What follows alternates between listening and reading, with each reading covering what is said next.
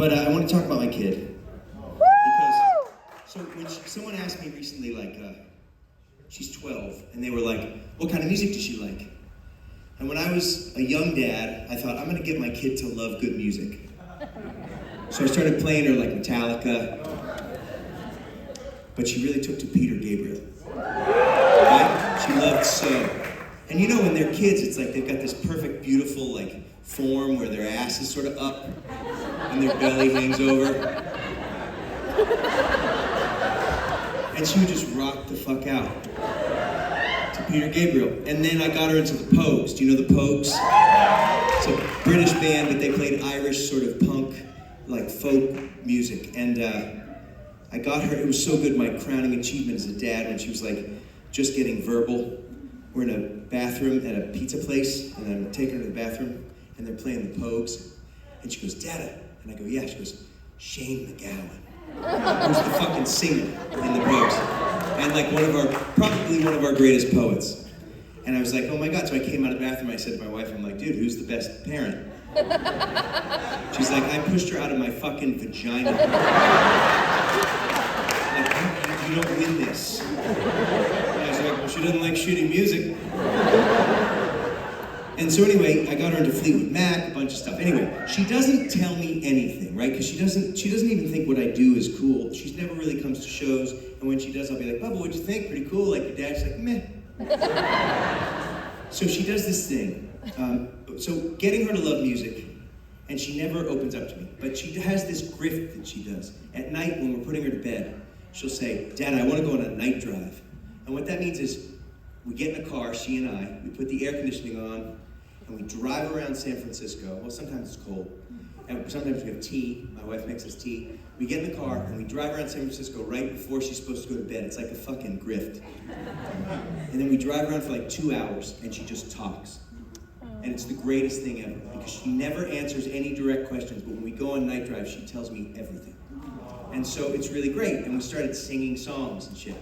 And then she found this station on Sirius XM called Broadway. And if there's, I love all music, it's like the most important thing to me. The only thing I don't like, you know what I'm saying? I saw Cats as a kid and I'm still fucking trying to get over it. A bunch of adults like, what the fuck? It was the longest 6 days of my life. But she's super into musicals, right? And she's the best. So I'm like, fucking, okay. So it starts and she's like, well, this is great. And by the end, I'm like, oh, is that Christian Chenoweth? You know, like a couple months later. And then she's like, I want to go see Hamilton, right? And I didn't know at the time what Hamilton was. I knew it was sort of a big deal, but I had ignored it. Because I just think musicals, if you describe musicals to people, it's over. You're like, hey, that's great, what's that musical about? Oh, it's about Alexander Hamilton's life, and how he sort of ascends and then gets shot, and then his wife carries on his legacy, and yeah, it's wrapped. You're like, that sounds fucking terrible, I'd rather eat glass. So then she's like, I want to go see Hamilton. I'm like, all right, I love you, Bubba, let's do this. We all went to Hamilton. Like 10 minutes in, I'm in tears. I'm like holding her. I'm like, dude, this is the best thing ever. She's like, get off me. So then I'm like, it finishes. I'm like, dude, you want to go again? She's like, yeah, I do. I like musicals. I'm like, so do I. So we go and we see it again. And I'm like, this is the best fucking thing ever. Then COVID hits. And we're Broadwaying our way through XM. And then all of a sudden, the COVID's over, she's like, I want to see another musical. It's called Come From Away.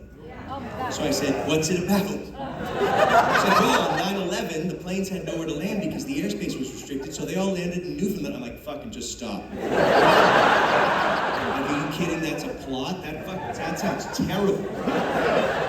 But I'll go because I love you, let's go. So we go, we get seats like right there. They come out, and let me tell you, there's 8 people in that play, and they come out and they're like, we live on the rock. You know, like in musicals, they talk the things that instead of talking, they sing them. So they'll be like this.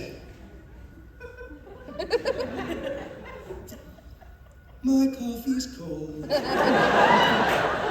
I know, what, just say it.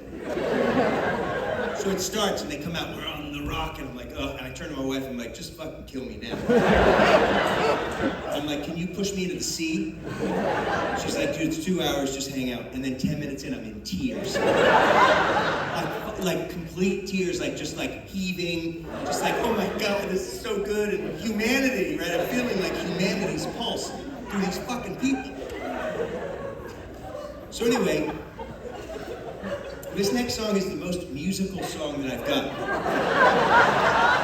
And I realized it during rehearsals.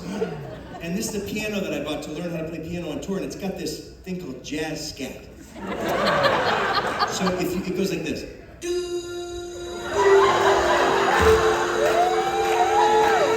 I know you look fucking psyched. You're running security, but you look like somebody who loves Grease to me. Yeah, baby. Like this. Anyway.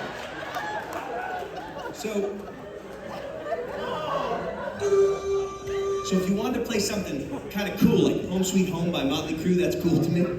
Listen to how it sounds.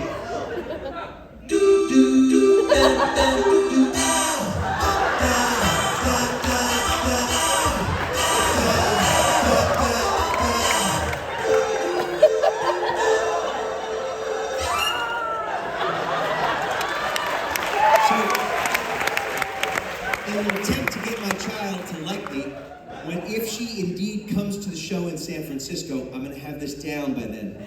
But I gotta rehearse it. So we're gonna do the verse and the first chorus of this song just for fun, and then we'll do it for real. But we're gonna do it as if this were a musical. Just so I can get my chops up.